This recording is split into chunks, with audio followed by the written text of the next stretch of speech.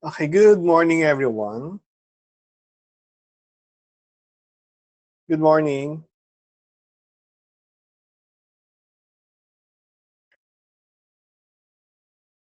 Ilan na tayo? 40 out of 49. Oh, very good. Yes, good morning. So, last week we tackled about hierarchical marriage, wherein, di ba, top-down siya pababa sa pinaka-leader, usually the father or the provider, then pababa. Ngayon, we will be talking about egalitarian marriage or egalitarian marriage. Si Group 3 and 4 will be reporting today. So Group 3, who will be reporting or who will report? Sige. Whenever you're ready.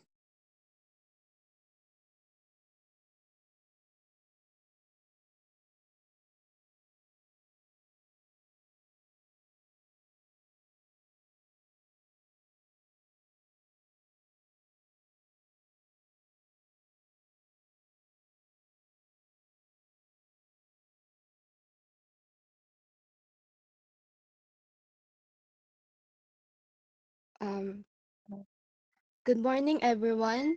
We are Group 3 and we are assigned to discuss egalitarian marriage. I'm Danica May A. Montalban and I will be your reporter for definition of egalitarian marriage. Next po. So, sa egalitarian marriage po is galing sa word na egalitarian which means believing in equality. So, ito po yung uri po ng relasyon kung saan pantay po yung magpartner sa lahat ng aspeto ng pagsasama. So, ibig sabihin po, parehong may boses ang bawat isa pagdating sa desisyon, whether it's about finance, household responsibility, career choices, or pagpapalaki ng anak. So, sa ganito pong setup is walang dominant or mas nakakataas sa isa't isa. Hindi tulad po ng traditional na relasyon is merong head or may nasusunod. Dito is walang hierarchy o walang boss or follower. But instead po, tinitignan po nila ang isa't isa bilang equal partners. Lahat ng gawain at responsibility is pwedeng pag-usapan at hatiin base sa kanilang kakayahan, oras um, at sitwasyon po is importante rin po dito is yung mutual respect and open communication dahil nga po wala nga po nakakataas, kailangan nilang makinig sa opinyon ng isa't isa, mag-compromise at magtulungan sa pagresolba ng problema. So hindi po ito tungkol sa kung sino ang tama or sino ang may power, kundi kung paano sila magwo-work as a team. So sa ganito pong sa moderno pong panahon is mas pinapahalagan po yung ganitong klaseng na marriage dahil nakafocus ito sa partnership, fairness, and share responsibility kung saan pareho po silang nag-grow at nirerespeto po yung individuality ng bawat isa. Next po.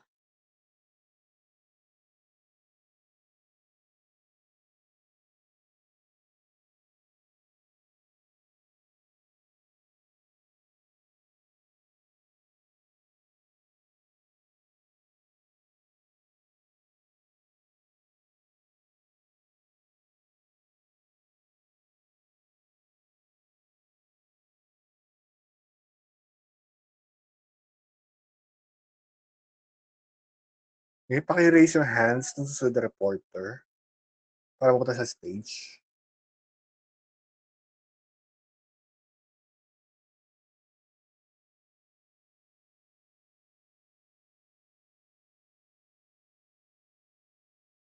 Naririnig po?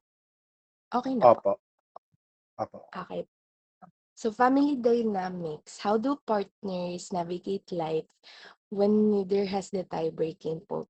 So, sa relationship na walang tie-breaking vote, walang mas mataas sa final decision maker.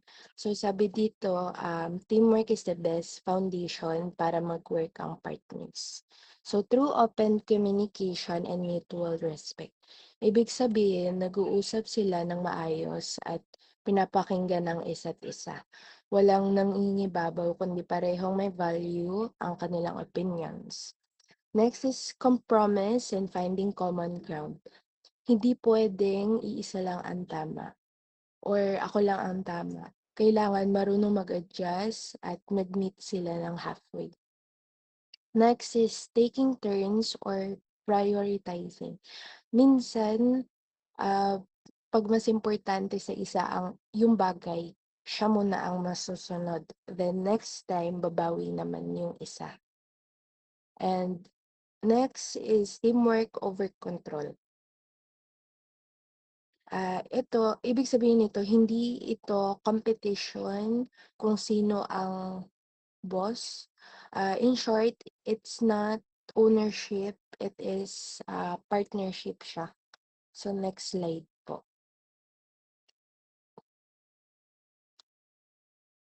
Does equal always mean 50-50 in course and finances, or is it more about the opportunity to choose roles? So, not always a strict 50-50 division. Ibig sabihin, hindi laging literal na 50-50 ang hatian sa course and or finances. Next is equality means fairness, not exact sharing. So, hindi siya exact division. Halimbawa, kung mas busy ang isa, pwede yung isa munang gagawa ng mas maraming gawain. Then roles depends on strength and preference. Kung sino ang mas magaling sa budgeting, siya ang hahawak ng pera. Then kung sino ang mas okay sa household chores, siya ang tututok doon. Then lastly is equal voice and freedom. So ang importante, pareho silang may say at choice, then hindi yung pinipilit.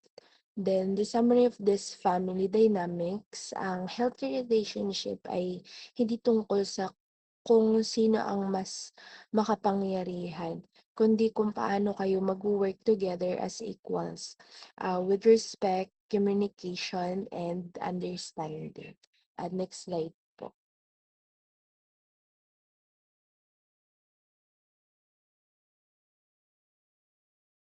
Hello, audible po. Opo. So in terms po sa decision making and authority, the question po is, who has the final say? In this model, if a couple disagrees on a major purchase or a move, how is the conflict resolved? So in this model po, there is no single person who has the final say. Both partners po are involved in making decisions. For example po, if they are planning to buy something expensive or move to another place po, they decide together. So, kung magde-decide sila kung bibili ng bagong appliance like TV or aircon po, hindi pwedeng isang tao lang po yung magdedesisyon. Usually sasabihin nila, pag-usapan muna natin kung kailangan ba talaga or kung kaya ba talaga ng budget natin. So, they both agree po before making the final decision.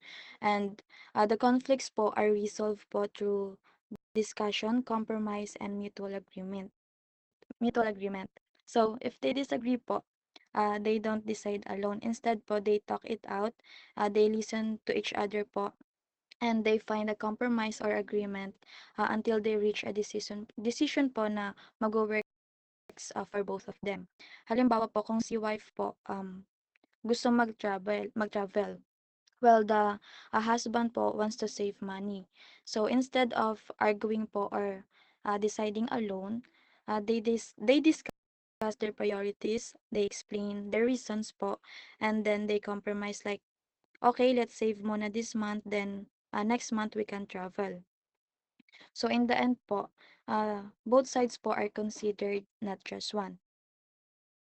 And the source of authority naman po is the leadership based on tradition, religious texts, specific skill sets, or mutual agreement. So the source of authority here po is not based on tradition or kung sino yung mas dominant. It is based po on mutual agreement, respect, and shared values, meaning equal sila and both opinions matter. Kumbaga po, they value each other's opinions and they make decisions po based on what it is best for both of them. Halimbawa po kung si wife mas experience sa pagha-handle ng money, siya yung pwedeng mag-manage. Though may consultation pa rin or sasabihan niya pa rin si husband na like hindi siya solo decision, shared pa rin yung authority. Though in terms po sa source of authority, it has strength po, like strength and weakness. The one major strength po of this model, syempre it builds a strong trust and partnerships since both partners po are always involved in decision making. Mafe-feel po na valued po sila and they respected po. So hindi nila nararamdaman na may mas lamang or mas may dominant po because both opinions matter po. And because of this po, mas nagiging open sila sa communication and mas tumataas yung relationship satisfaction nila. So in short po, it promotes teamwork, like parang we decide together so that we can face the consequences together. And a possible weakness po is yung decision fatigue. Since every important decision po requires ng discussion. Hindi po natin maiwasan na minsan magiging mentally tiring po tayo, especially po if lagi or madalas silang hindi mag-agree sa isang bagay. Minsan din po yung decision making is mas nagpapatagal po kasi need ng talk, ng explain, and ng final decision pa before reaching a final answer po. Lalo na po if hindi siya na-manage properly. There's too many discussions po na pwede mag-lead sa frustration or small conflicts, especially po if yung both partners po is firm sa opinions nila. So overall po, this model po shows that authority is shared and decision making po is based on equality, understanding, and teamwork. Next po.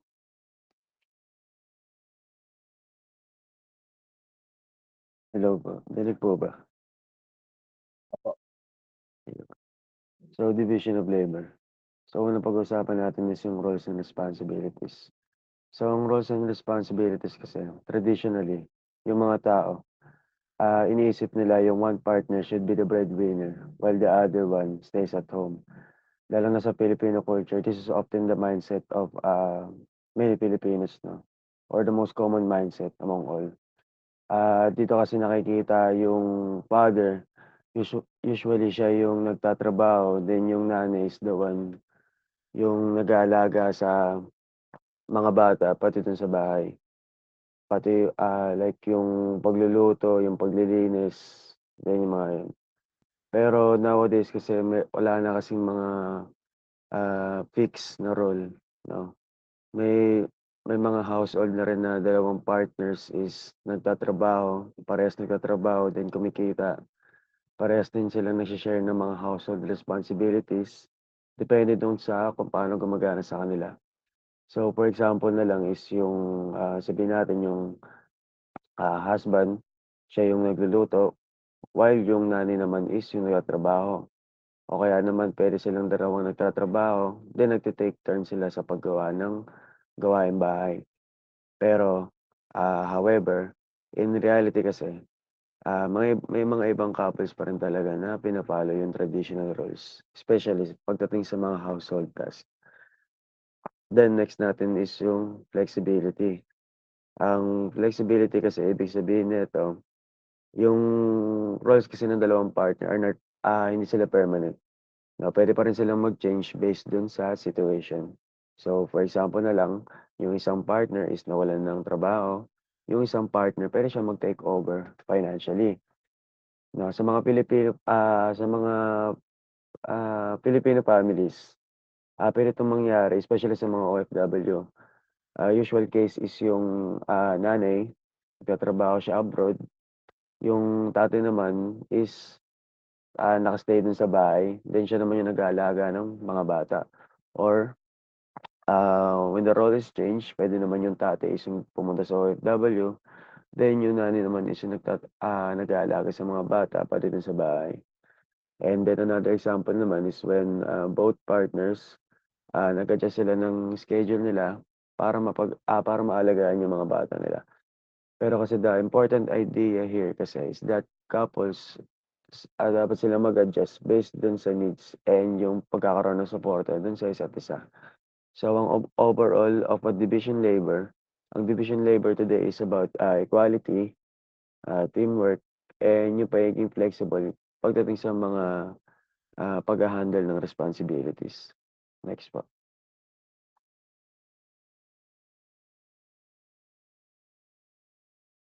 For number 3 po, emotional and social dynamics.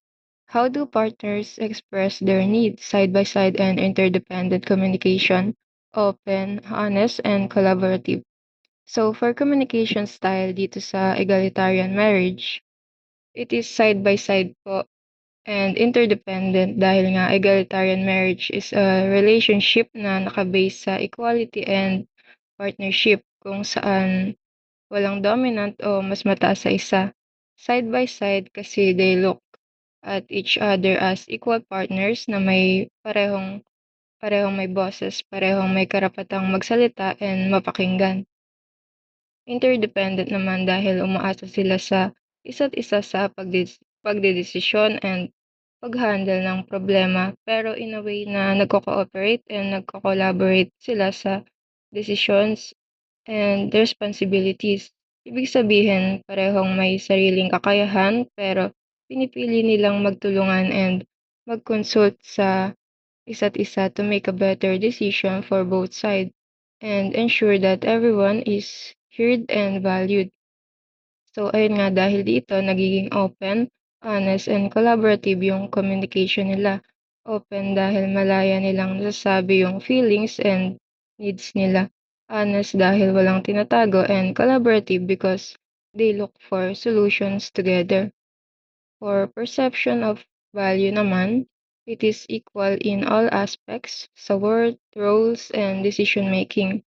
Sa model nga kasi na to, yung partners are equal in all aspects, yung worth, roles, and decision-making. So, ibig sabihin, pareho silang mahalaga and walang mas mataas o mas mababa. Sa worth, pareho silang may value bilang tao and sa roles naman, hindi fix o naka-assign lang sa isa yung gawain like pwede siyang magbago based sa kakayahan or sa situation.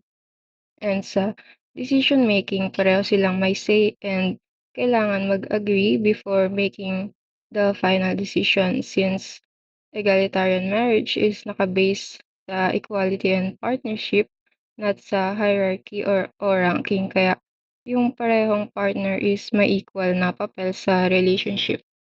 Next po.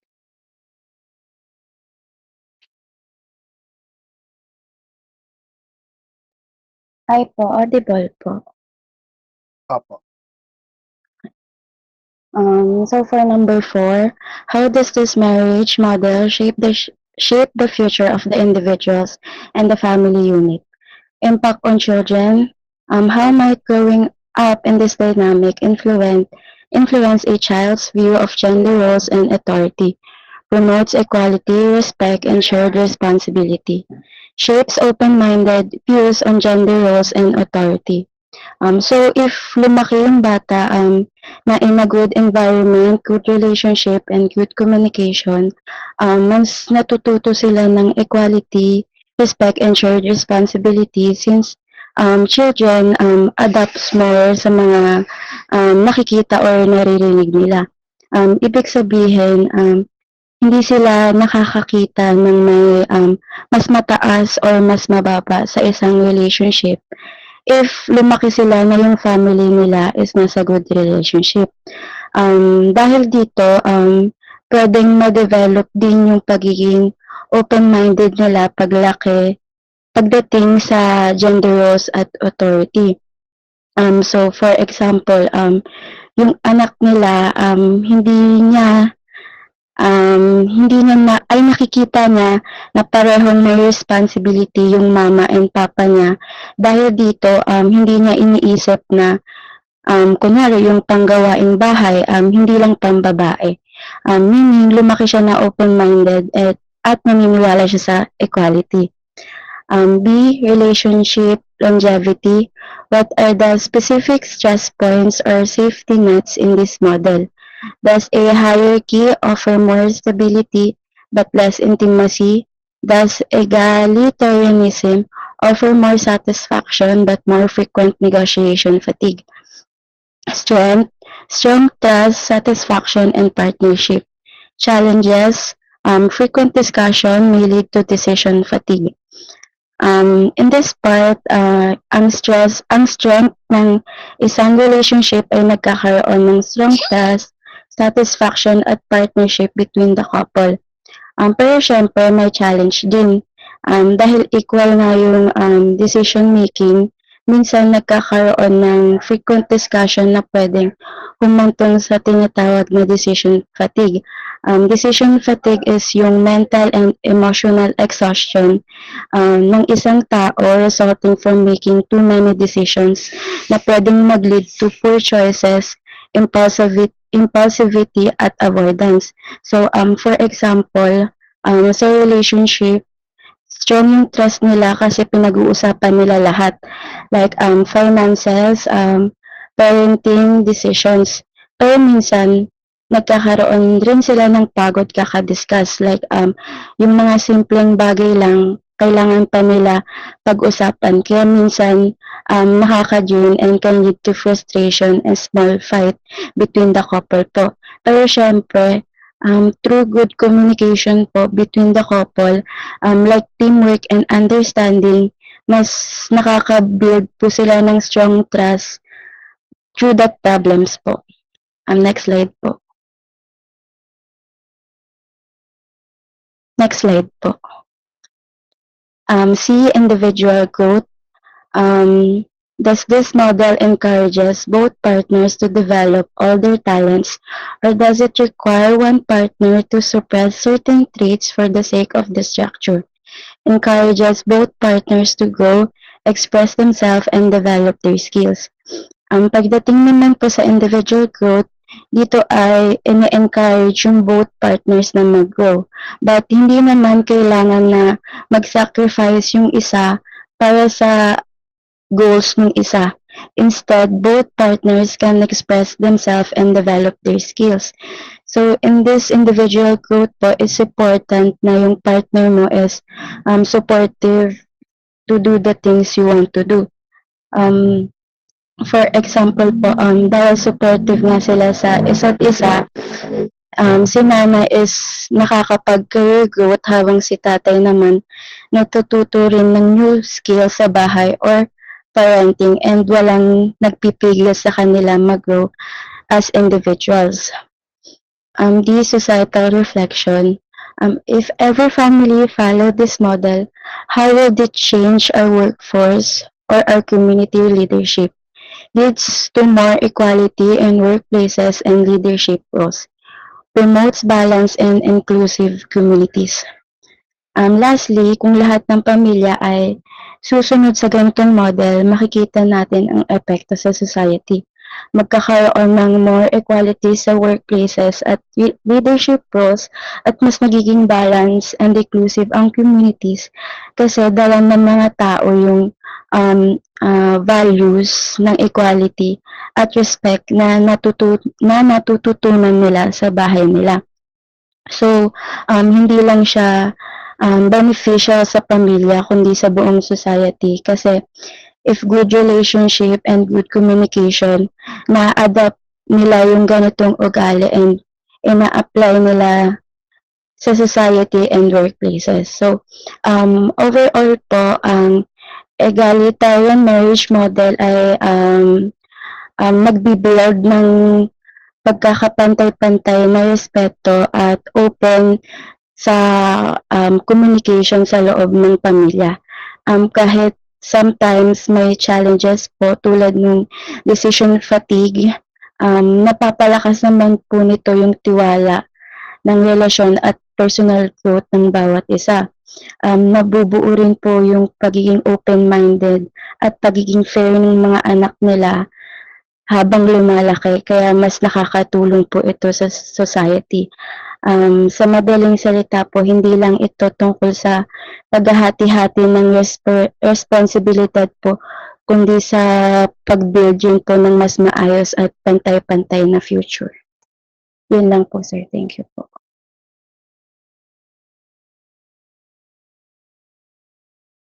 Yes, thank you, Group 3. upload ko lang group 4.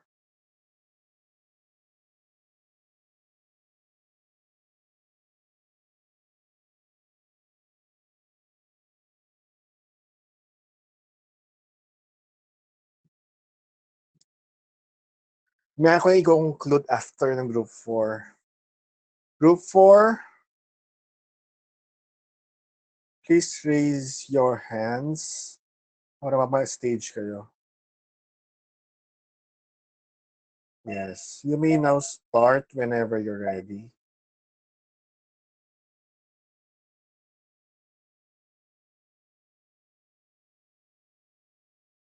Ba't ganito yung itsura ganun?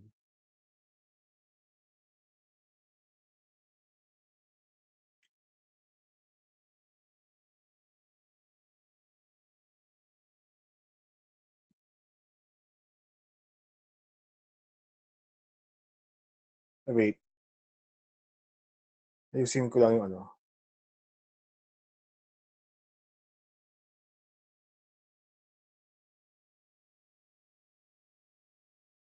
I-upload ko lang. Distorted eh.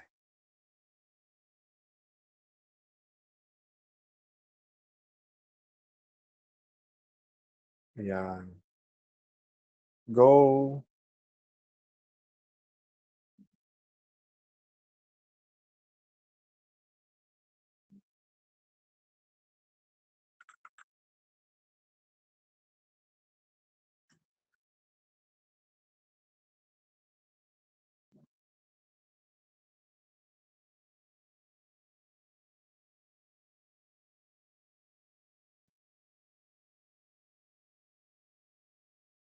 Okay, please unmute yourself na lang.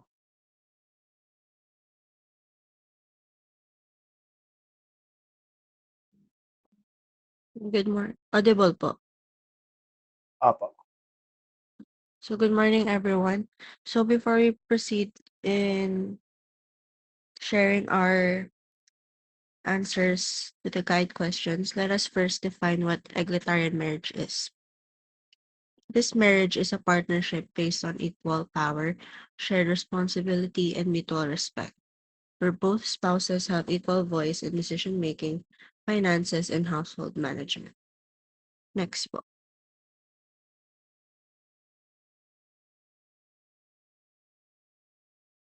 Okay, so next is decision making and authority.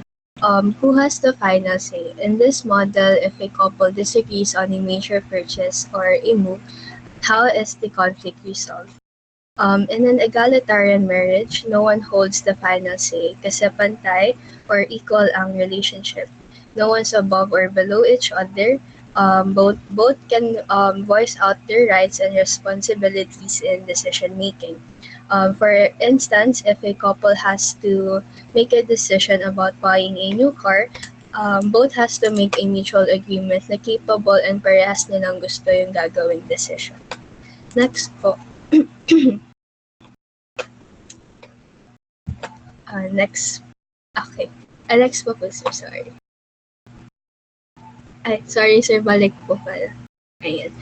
Source of authority is the leadership based on tradition, religious texts, specific skill sets, or mutual agreement. In egalitarian marriage, we don't base in one thing like tradition and or a person. Most of the time, it's based on mutual agreement of the couple. Meaning, hindi lang for tradition just because in the boomer age, sinasabi na a boy should stand as a leader. In egalitarian marriage, hindi siya sinusunod unless both of them agrees. In religious context, it will depend on the couple's belief. About naman sa skills, there will be times, for example, si wife, yung magaling sa finances and si husband sa parenting, someone will step up on these, pero that doesn't mean one holds authority. Situational lang siya. Lastly, in mutual agreement, in egalitarian marriage, both shares leadership by proper communication, respect, and understanding. Next po will be the division of labor. So division of labor, roles and responsibilities. Who is traditionally responsible for breadwinning versus homemaking? Division of labor is based on fairness and teamwork, not based on traditional gender roles. Both partners share responsibilities. Both may contribute financially. Both help with household chores and childcare. No boss in the household. Tasks are assigned based on skills or availability. So sa isang egalitarian marriage, wala tayong sinusunod na old-fashioned roles. Hindi porket lalaki, breadwinner agad, at hindi porket babae sa gawaing bahay lang. Dito, teamwork dapat. Parehong pwedeng magtrabaho para sa pamilya at parehong kumikilos sa pagluluto, paglilinis o sa pag-aalaga ng bata. Walang boss na tinuturing sa bahay. Yung hatian ng chores ay nakadepende sa kung sino ang mas magaling sa task na yun or kung sino ang mas may extra na oras. Next is flexibility. Can roles be swapped based on circumstances or are the boundaries fixed? Flexibility is essential in the relationship.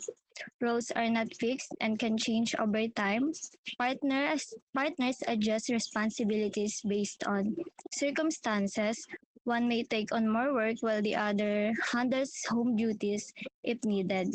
The couple functions as a single adaptable unit. No division of man's work or woman's work. All tasks are seen as shared family work. Ang pinaka-importante sa egalitarian marriage ay yung flexibility. Hindi fixed yung boundaries natin. Halimbawa, kung mawalan ng trabaho yung isa, yung partner naman ang sasalo sa pagiging breadwinner. Habang yung isa naman, siya muna yung magfo-focus sa homemaking. Hindi tayo nag-aaway kung ano yung pambabae o panlalaki na trabaho. Ang mindset dito, as long as kailangan natin para sa pamilya, gagawin natin. We act as one unit na kayang mag-adjust sa kahit anong sitwasyon ng buhay. Next po.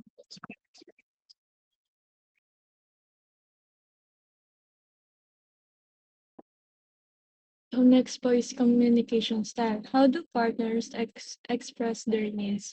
Is the communication top-down, side-by-side, or interdependent? In an egalitarian marriage, the relationship is built on a foundation of equality, where neither partners hold more authority than the other. This dynamic is driven by side-by-side communication, a practice where both individuals feel equally comfortable sharing their honest thoughts and feelings. Instead of hierarchy, where one person makes the rules, they stand on level ground, prioritizing active listening and mutual respect to ensure that both perspectives are fully understood. When it comes to making life choices, this approach moves away from unilateral control and toward shared decision making. Instead of one person leading, the couple works through a process of discussion and compromise to find solutions that work for both of them. By valuing each other's input equally, they prevent resentment and build a sense of balance. Ultimately, this leads to a healthier, more trusting bond where both partners feel truly respected and valued as a team. So, good morning po. For our second question naman po is perception of value. Does this model view both partners as equal in worth but different in function, equal in all aspects, ordered by rank? So, sa peer marriage po kasi, as mentioned earlier, is built siya sa idea na both parents is merong equal standing for every part or aspect of the relationship. So, ibig sabihin po nito is neither person's role pagdating man sa career, family, or personal growth is nakikitang mas nakakataas or importante kesa sa isa. So, instead of following traditional gender roles, yung couple is nagde-decide ng responsibilities based sa pinagka-agree nila or sa fairness, and both partners is actively nagpa-participate in decision making, whether sa finances man yan or household chores, para ma-ensure na yung power is napagkakahatian equally. For instance po, regarding sa decision making in big life choices. Kung bibili sila ng bahay or maglilipat, need na both partners is merong equal say and dapat may pinagkasunduan sila bago sila mag-decide. Also for childcare responsibilities po, for both partners, meron silang equal shared responsibility pagdating sa pagpapalaki ng bata. Whether man sa pagpapakain, sa pagpapaligo, basta sa welfare ng bata is hindi dapat yung isang partner lang ang kumikilos. Kasi sa gantong setup po, nagkakaroon ng encouragement or promotion ng mutual respect, open communication, and teamwork. Speaking of children or child, this leads us to our next question. Next po. Ayan. So, impact on children. How might growing up in this dynamic influence a child's view of gender roles and authority?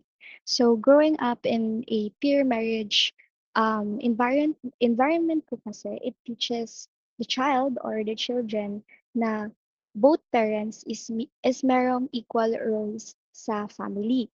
So, they do not grow up seeing one parent as dominant or yung boss, but instead, na-observe nila yung decisions is made through discussion and mutual respect. So, this helps them understand na yung leadership is hindi based sa gender but sa responsibility and sa cooperation. So, as a result po, children are less likely to believe in traditional stereotypes lang. Yung lalaki is kailangan siya yung mag-earn ng pera sa family or yung magde-decide for the family, tas yung babae is sa bahay lang mag-aalaga sa pamilya. So, they also develop a more balanced view of authority, seeing it as something na shared rather than forced. Kasi regularly nilang nai-witness na merong open communication, they tend to become better at expressing their thoughts and magaling din silang makinig sa iba. So for instance po, sharing household responsibilities, yung both parents or partner is nagsasalitan po sila pagdating sa paglilinis, pagluluto, or paglalaba. Natututo po yung bata na yung chores is hindi based sa gender but rather sa fairness and shared responsibility. Or pagdating po sa emotional expression, wherein both yung parents is openly nag-communicate or nag-express ng emotions nila like nasa stress, masaya, umiiyak, or concerned, nakikita din ng bata na yung emotions is normal for everyone and hindi based sa gender as well. Next reporter po. Am I audible? So lastly, individual growth. Does this model encourage both partners to develop all their talents, or does it require one partner to suppress certain traits for the sake of the structure? This model prioritizes individual growth by assigning roles based on each partner's specific suitability and skills, rather than adhering to a strict 50-50 division. It allows for a flexible structure where one partner may take on more responsibilities based on their current capacity and natural abilities, ensuring that the division of labor is adjusted as needed. Because the roles are closely assigned with each person's strengths, the setup fosters a high level of accountability and leaves very little room for excuses, as each individual is performing tasks that they are specifically equipped to handle. So to answer the question, does it develop all their talents or does it suppress their certain traits? The answer would be both. Because it maximizes a person's individual capacity to manage the relationship. But that doesn't mean that it will truly be 50-50 because some people are clearly more suited towards one role compared to the other. With that being said, it is not a matter of comparison based on how much can be done for one partner, but rather a partnership that is managed based on one's capacity. With that being said, as said on the last line, leaves little room for excuses due to role skill alignment. The relationship will be managed with maximum efficiency and capacity as both partners must set on the table what they can actually do to provide for the sanctity of the marriage itself. And next, societal reflection. If every family followed this model, how would it change our workforce or our community leadership? On a macro level, if every family followed this capacity-based model, it would lead to a significant shift in societal structures, particularly by increasing gender diversity across all professional fields. Most sectors would likely reach near equal representation between men and women, as domestic roles would no longer be dictated by traditional gender expectations, but by talent and ability. While some physically demanding jobs might still remain an exception to this trend, the overall community leadership and workforce will become more reflective of actual skill sets rather than societal norms. So, as it's stated, most of the jobs within the professional sector would have more gender-based diversity compared to what they are previously back in the older days. Though, with that being said, as stated, more physical jobs might still remain male dominated due to the nature of what is demanded of them. But overall, this will definitely lead to a much more balanced society. Should it be implemented properly? That would be all. Thank you. Yes, thank you, Group 4. Thank you as well, Group 3. Nagaling nyo. Okay. So, ganun no, ibang-iba talaga yung hierarchical sa egalitarian. Talagang ibang-ibang concept, ibang-iba yung dynamics ng bawat isa. Ibang-iba din pagpapalaki sa bata. Usually, ngayon nakikita ko nga yung hierarchical is more on the province. Kahit naman dito yung mga Christians dito is they don't practice hierarchical, rather they practice complementarian and egalitarian. So, I think yun yung kandaan dito kasi they are both earning, the both partners have the capacity to help each other, have the capacity to live for themselves. That's why they chose egalitarian than hierarchical. Sige, do you have questions about egalitarian?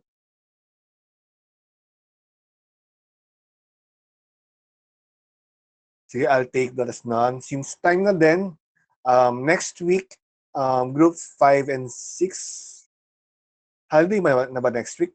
Ang holiday na, April 2. Next week, tayo mag-meet. So, group 5 and 6 for complementarian.